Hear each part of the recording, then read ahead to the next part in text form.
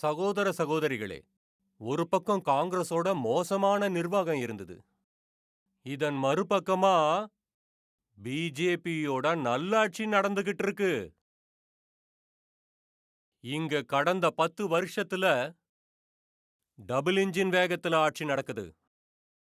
அதனால ஏழைகள் முன்னேற்றத்துக்கு போடப்பட்ட திட்டங்கள் எல்லாம் உங்க மோடி உருவாக்கின திட்டங்கள் 100% செயல்பாட்டுல இருந்துட்டு வருது. ஹரியானா முதலிடத்துல இருக்கு. ஹரியானா விவசாய வளர்ச்சியிலையும் ஒரு பெரிய முன்னேற்றத்தை நோக்கி போகுது. அது மட்டும் இல்லாம இங்க வேலை வாய்ப்புகளுமே தொடர்ந்து அதிகமாகிட்டே வருது. எந்த ஹரியானாவை முன்னேற்றத்துல பின்னோக்கி வச்சிருந்தாங்களோ அது இன்னைக்கு மிக வேகமா முன்னேறி போய்கிட்டு இருக்கு.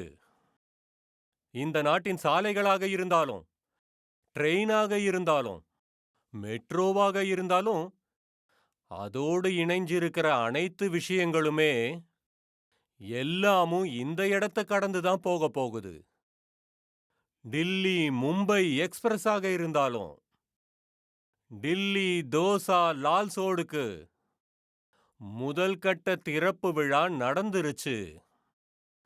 இந்த நாட்டின் மிக நீளமான எக்ஸ்பிரஸ்வே ஹரியானாவோட குருகிராம்ல, பல்வல்ல இந்த மாதிரி நிறைய இடங்களை கடந்துதான் போகுது.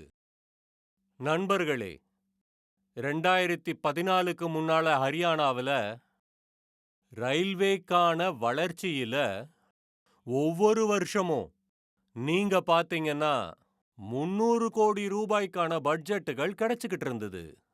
300 கோடி ரூபாய். இந்த தடவை ஹரியானாவில் ரயில்வேக்காக ஏறக்குறைய 3000 கோடிக்கான பட்ஜெட்டை நாங்க ஒதுக்கி இருக்கோம். நீங்களே பாருங்க, 300 கோடி ரூபாய் எங்க இருக்கு, 3000 கோடி ரூபாய் எங்க இருக்கு. இந்த மாற்றங்கள் கடந்த 10 வருஷத்துல உருவாகி இருக்கு. ரோத்தக், மஹம், ஹான்சி, ஜின், சோனிபத் மாதிரியான புது ரயில்வே இணைப்புகளையும், அப்புறம் அம்பாலா கேன், தப்பல் மாதிரியான லைன்களோட இணைப்பதன் மூலமா லட்சக்கணக்கான மக்கள் பயனடைய போறாங்க. இந்த மாதிரி வசதிகள் கிடைக்கும் போது வாழ்க்கைக்கும் உதவியாக இருக்க போகுது மற்றும் வியாபாரத்துக்கும் உதவியாக இருக்க போகுது.